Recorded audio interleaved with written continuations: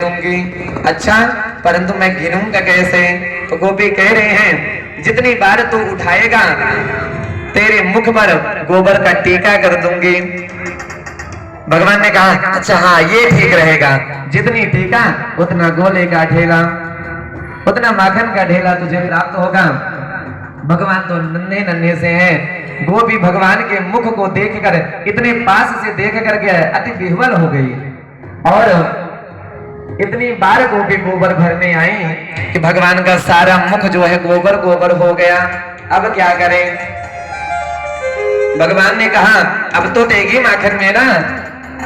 तो गोपी ने कहा अभी तो देना तो है, आपको माखन का ढेला तो मैं दूंगी, परंतु अभी गोबर बाकी है। तो गोपी ने कहा तुम्हारा कन्हैया तुम्हारा मुख गोबर से भर गया, अब कहाँ टीका लगाओ?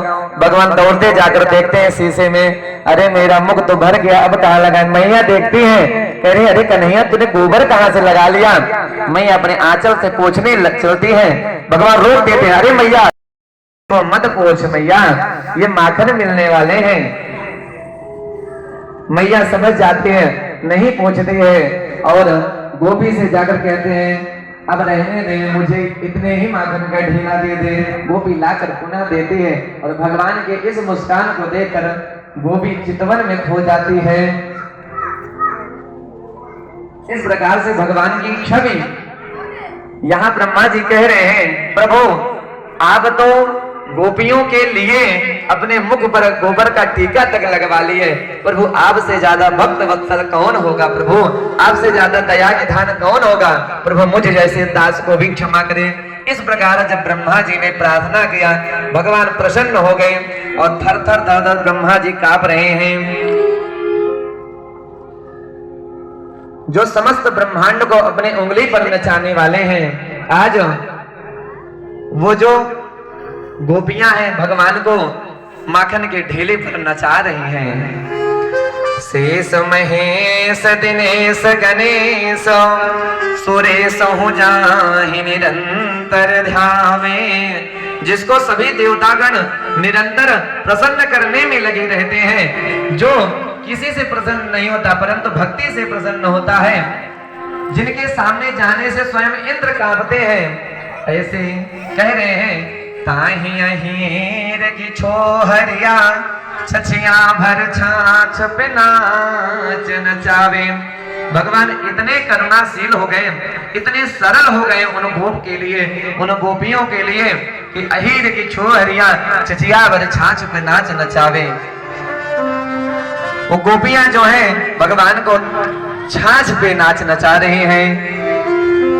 इस प्रकार भगवान की भक्ति है और भक्त के लिए भगवान कुछ भी बन सकते हैं। ब्रह्मा जी जब हाथ जोड़कर प्रार्थना किए तब जाकर के भगवान प्रसन्न हो गए। इष्ट्यभ्युदूय भूमान् त्रिपरिक्रमस्य नष्ट्वा विशिष्ट जगदाद्भुत योगमायाम्। भगवान ने कहा ब्रह्मा जी आपने परीक्षा तो लिया परंतु बात है, बड़े बड़े ज्ञानी जन जो आपका ध्यान धरते हैं, बड़े बड़े योगी जन जो आपका ध्यान धरते हैं, जब वो मोहित हो जाते हैं प्रभु हम तो ब्रह्मा हैं, चार मुख लिए हैं, हम भी आपके बंधन से ब्रह्म वाली बात नहीं है प्रभु। भगवान ने कहा अच्छा।